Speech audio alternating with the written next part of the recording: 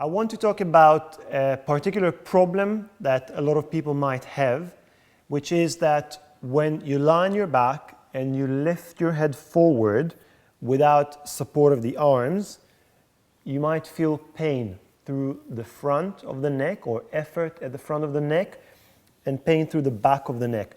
So obviously I'm not going to pretend that I know everyone's problems, and if you have a problem with your neck, then definitely you should avoid any pain and you should make sure that you treat it. But if you don't have any problem with your neck, anything that was diagnosed that is wrong with your neck, then I just want to talk you through something that is very simple really.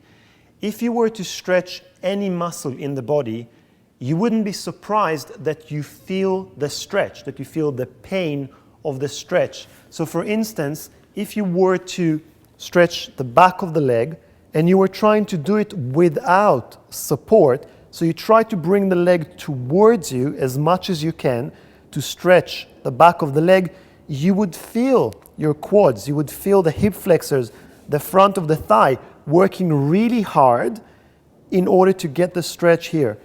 Exactly the same thing happens when you lift your head off the ground. So the head is very heavy, and if you were to lift your head up without the support of the arms, that means that the muscles in the front of the neck are working and the muscles at the back of the neck are stretching.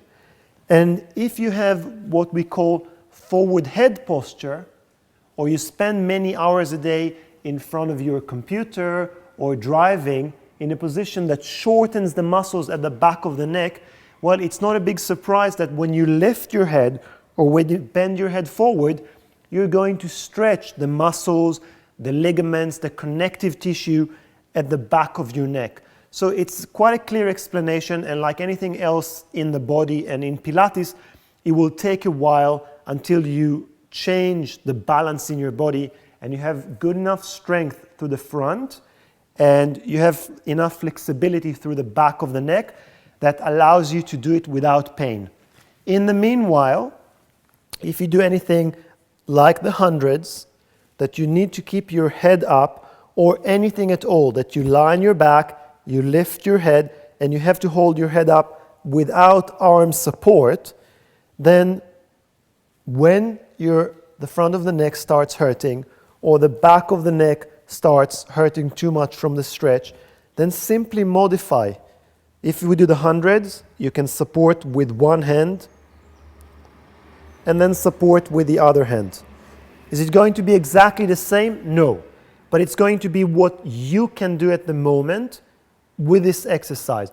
And maybe after a few weeks, you will be able to do 30 pulses without the arms, and you're going to have to do the rest with some support.